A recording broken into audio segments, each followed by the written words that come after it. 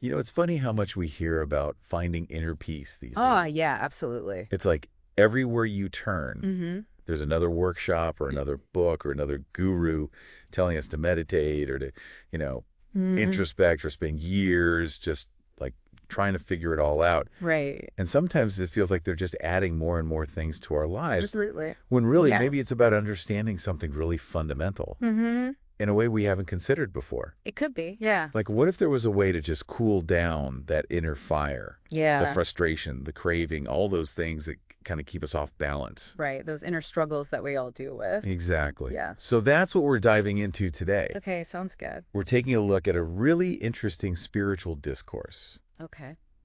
a Fogestad dated March 24th, 2025. Got it.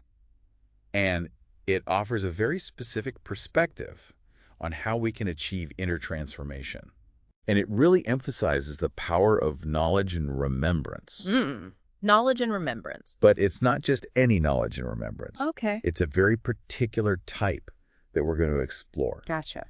So think of this as less of a typical self-help thing Mm-hmm. and more of a deep dive into a really specific spiritual understanding. Interesting. Okay, so this teaching centers around becoming aware of who we truly are Yeah. as souls, and then connecting with what it calls the Father. right, the Father, the Supreme Being. Oh. And the really interesting thing is that it suggests this could actually offer a much more direct or like maybe even streamlined way Yeah. to deal with those inner battles we all face. That's interesting. So instead of adding a bunch of complicated practices or techniques, Right. this path suggests that understanding and connecting with the near Okay. could be the key I see. to real lasting inner peace. That makes sense. And the source even hints that this specific understanding, this pen, has a kind of inherent cooling quality to it. A cause. Yes, exactly. Okay.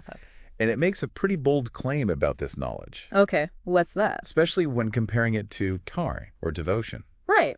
Which is a central part of many spiritual paths. Absolutely. And many people find so much meaning in it. Yeah, for sure. But this source actually says that this knowledge can extinguish the fire of negative emotions, Whoa. Okay. like lust and anger, Yeah. in a way that devotion might not. That's a pretty significant distinction. It is, and that's why it's so fascinating to explore. Yeah, I can see why you picked this one. So how is this knowledge different? You know, Right. Why would it have this effect on those really strong, like burning emotions? Well, you see, the source is suggesting that while devotional practices can offer like comfort and temporary relief, Okay. they don't necessarily address the root cause of those difficult emotions. Okay, I see. But this knowledge, on the other hand, aims to change how we see ourselves. It's like a deeper shift in our perspective. Exactly. So let's talk about that main effort in remembrance. Right. Yeah. The text tells us that the key is to remember the Father, without getting our awareness completely caught up in the Kaiser, the physical body. It's about shifting our focus away from the physical. Yes. And cultivating that state of being, Kantaya, soul conscious. So instead of identifying with our bodies and our roles, we remember our true essence. Right. It's about that fundamental shift in how we see ourselves. Exactly. And this contrast between Akatadai and Taikanade, body conscious. Yeah. It's central to this whole teaching. Right. In fact, the source actually labels body consciousness as the Mado Kanada. The first and foremost enemy. Yes, it's like that deep-seated identification with our physical form that keeps us trapped in those negative emotions. And prevents us from experiencing that true inner peace. Exactly. And think about it. Yeah. If our minds are always occupied with our bodies, Yeah. you know, Right. our needs, our wants, all the stuff that comes with being in the physical world, it's like we're missing the point entirely. We're not focused on the spiritual. Right. And it's fascinating how the source even links devotion Oh, yeah. to remembrance of the body. Through practices like going on pilgrimages and stuff. Exactly. Interesting. So what do you think about that? I mean, it's a perspective you don't hear very often. Well, it makes sense in a way, you know. How so? Well, think about it. The act of physically traveling to a holy site, Yeah. it's still very much tied to the physical, to the body. Right. So while the intention might be spiritual, Mm-hmm. the focus naturally leans towards the journey itself. And the destination? Yeah, and all the physical aspects of that experience. It's like the remembrance becomes secondary. In a way, yeah. Interesting. So how do we actually cultivate this soul consciousness then? Right. How do we even begin to shift that focus? Well, the Source emphasizes the importance of Yeah. Aryan Ka. Solitude and silence. Yes, exactly. That makes a lot of sense, actually. Right. It's like when you really need to concentrate, Mm-hmm. you naturally look for a quiet place, right? Totally. I always go to the library when I need to really focus. Yeah, it's the same idea here. Okay. Creating that space of silence externally and internally Yeah. allows us to connect more deeply with our true selves. And with the Supreme Being, Right. that connection is key. It is. And what's really fascinating is that Yeah. the Source says, even when we're doing everyday things, Like what? like even just going for a walk, Hmm. the journey of remembrance is what really matters. So it's about integrating that awareness into everything we do. Exactly. It's Yeah. not just about setting aside time for meditation or prayer. It's about cultivating this state of remembrance continuously. It's like a constant background hum, Yes, a exactly. constant connection And that's where the real shift happens. from body consciousness to soul consciousness. Right. But the Source is honest about the fact Yeah. that this shift, this effort of becoming soul conscious, Mm-hmm. it's not easy. Right. It's a practice. It is. And it points out that we've been predominantly body conscious Yeah. for half a cycle, Which is a long time. a very long time. So it's like we're trying to undo Yeah. a really deep-rooted habit. Absolutely. It's ingrained in us. It is. And that's why this effort, this imperit, is so important. It's like retraining our minds to see things differently. Exactly. And to experience ourselves Yeah, differently. it's to shift that perception. Now, the Source also gets into a really interesting discussion about aglossus Okay. and its effectiveness in, like, removing negative actions or sins. Mm-hmm. That's Yeah. a big topic. It is. And the Source states that remembering the A Yeah. leads to the cutting away of those sins. He controlled the specialist is. Yes. But it suggests that this might not happen in the same way through devotion alone. So it's saying that there's a difference in how those two paths Yeah. address those negative karmas. Exactly. And that difference comes down to the source of purification. Oh, I must look. So by remembering the Roya Rakwai, who is considered the ultimate purifier, Mm-hmm. we're directly connecting to that source of purity. I see. And that connection helps to cleanse us from those negative karmic traces. So it's like a direct cleansing versus maybe a more gradual process. Right. And the source addresses a concern that some people might have, Oh, what's that? especially those who have been practicing R for a long time. Okay. You know, they might worry that abandoning those practices could be bad.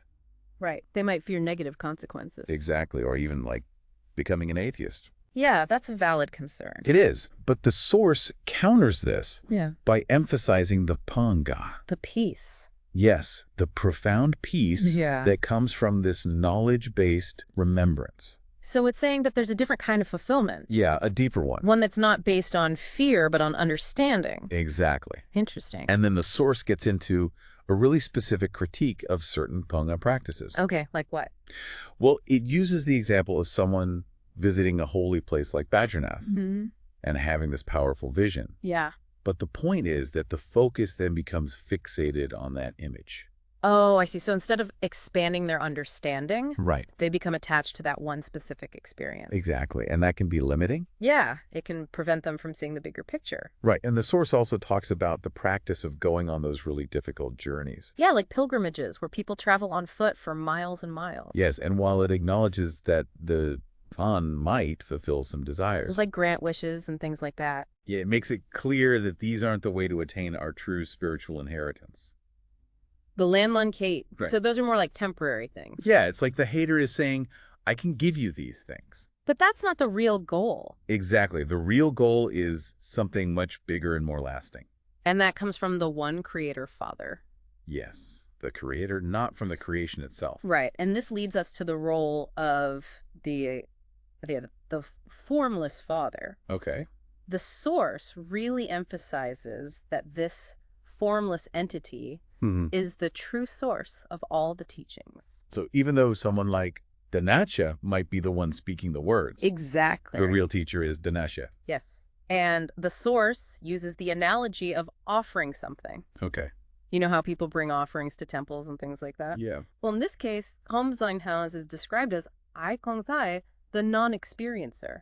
So it's not like he's receiving these offerings for his own benefit, right? Everything is ultimately for the spiritual children. And their upliftment and growth. Exactly. That's a beautiful way to think about it. And it really highlights the purpose of this divine teaching. Righteous. To purify and to guide them towards a higher state of being. Yes, and the source even points out the phrase, Damasai's, God speaks, right?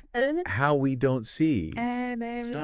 Even though Brahma might be the one delivering the teachings. Yeah, Tayatoma. It's like emphasizing that the real source is divine. Exactly. Wow, so it's making a clear distinction there. It is, and there's this other really interesting contrast the source makes. Okay, what's that? It talks about the power of science versus the power of silence.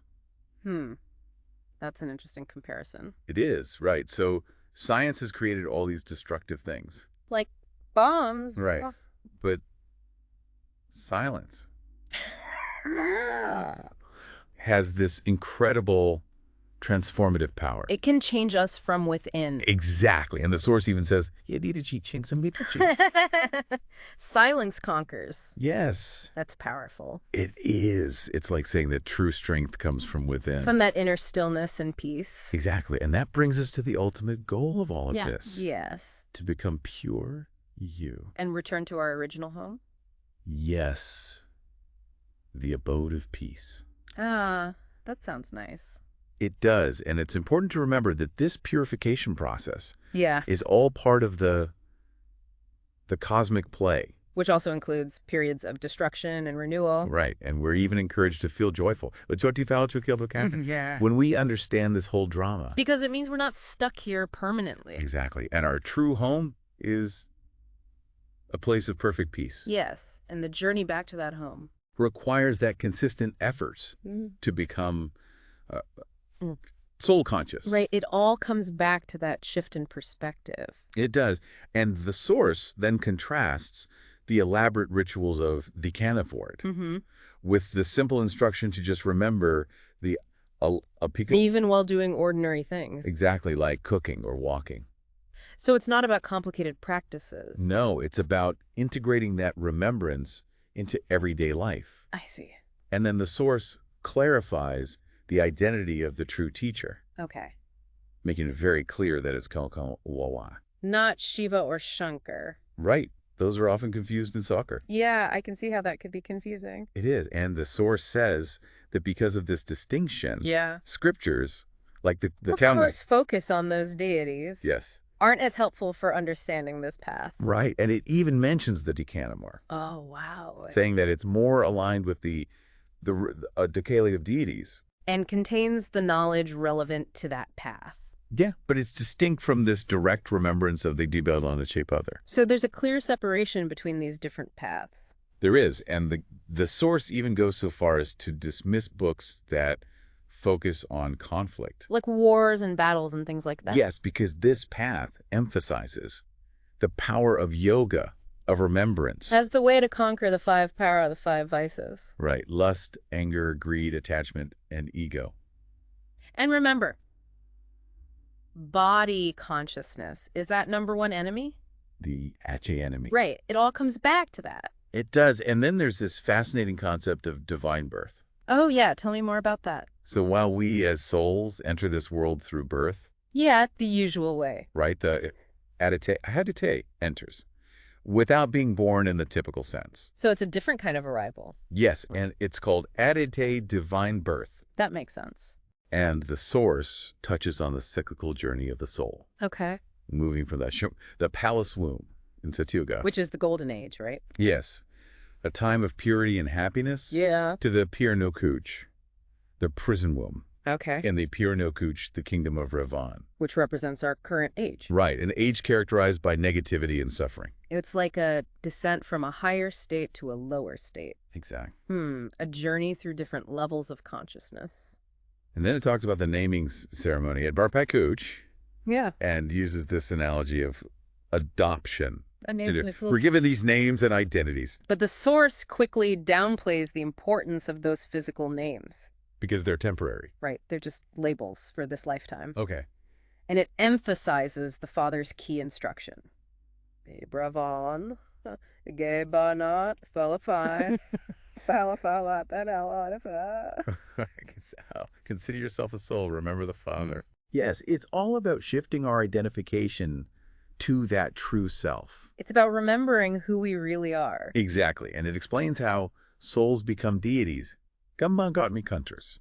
Oh, wow. They rule in a pure world. Yeah. And then as time goes on, their images are worshipped in... It's like they're revered as gods and goddesses. Yes, and we see the origins of goddess worship and those symbolic practices. With the kind of stones and the deity idols. Right, it's a whole cycle of remembrance and ritual. And how those rituals evolve over time. Exactly, and then the source even points out that even the supreme being. Yes! He's also represented and worshipped. And then eventually disregarded.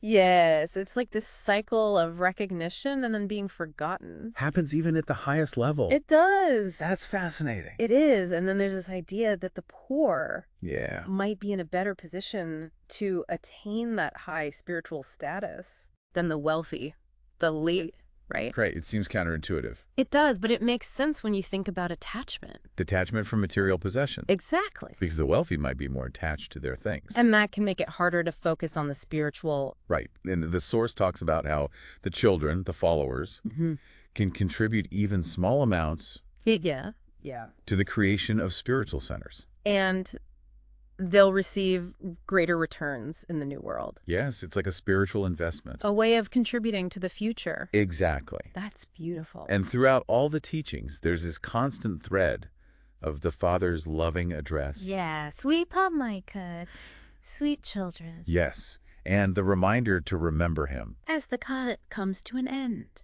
It's like a combination of love and urgency. Like remember me is important. Exactly. And then it gives a strategy for becoming spiritually wealthy. Okay. Tell me more about this strategy. It talks about transferring everything from the old world to the new world. Yes. Where it will be multiplied. Right. It's about detaching from what's temporary. And investing in what's eternal. Exactly. That makes a lot of sense. And this connects to the idea of the Kankurno way, a place for spiritual health and wealth. Yes. Hey. It's like a center for transformation. It is. And then we get some key principles for making spiritual progress. Okay. I'm all ears. These are from the ancients.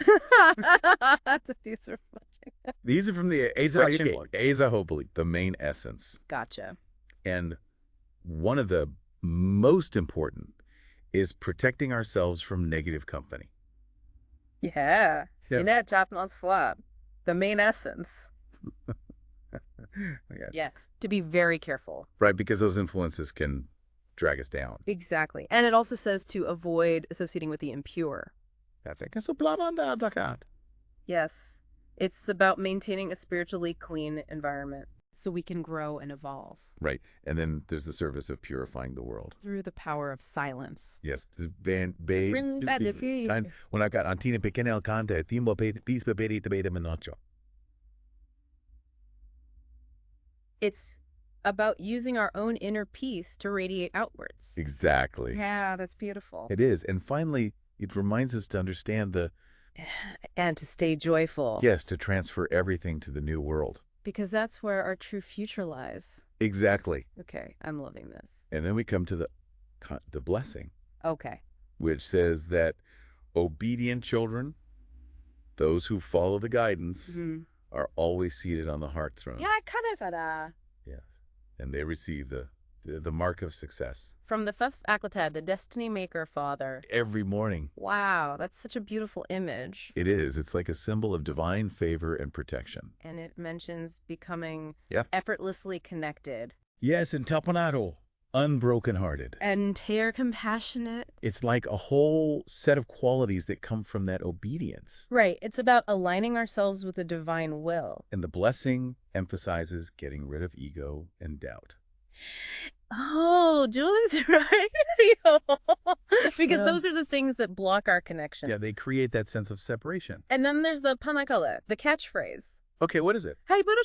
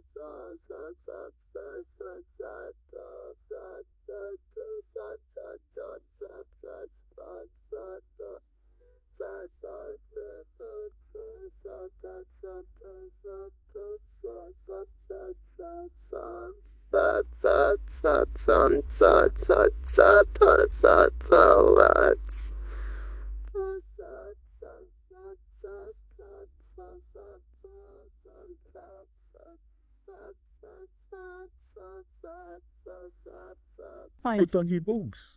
Wat kan santi? Lai Tanakon, you to come to Kontogan. Everyone go upon Karoka. Who are called goddesses of civility. Yes. It's like inner purity manifesting as outer nobility. It's about being refined and virtuous in our action. Exactly. And these pure souls can't even harbor subtle negativity. Like jealousy, malice, hatred. Right. Those are seen as internal fire. Inner darkness. Which we need to eliminate to become truly truthful and clean. Yes. Wow. So it's a complete purification process. It is. It's about transforming ourselves from the inside out. That's amazing. It is. And as we wrap up this deep dive into the Haraka, yeah, I think the biggest takeaway is the power of remembering the Padaka. With that soul conscious awareness. Yes. And understanding that detaching from body consciousness is key to overcoming those inner struggles. Exactly. It's about shifting our perspective and connecting with our true source. And this knowledge, according to the source, offers a really direct path to inner peace. And liberation from those negative emotions. Right. And it's presented as a contrast to the more indirect approaches. Found in some devotional practices. Exactly. So it's not saying those practices are wrong. Right. But it's offering a different perspective. A different way of approaching spiritual growth. And it all comes down to that fundamental shift. From identifying with the body to recognizing the soul. And connecting with that supreme being. Yeah. So as we end this, I'm curious. Yeah. How much of your life, how much of what you do each day is driven by that awareness of your physical self? Like my appearance or my needs? Yeah, all of that. That's a good question. What would it be like to consistently identify as the soul? To operate from that place of pure awareness. Exactly. How would that change your experience? Wow, that's something to really think about. It is, and I think it's a question worth pondering. Absolutely. Thank you for joining us on this deep dive. It's been an insightful journey. It has, and we hope you'll join us again next time. For another exploration into these fascinating spiritual teachings. We'll see you then. Sounds good.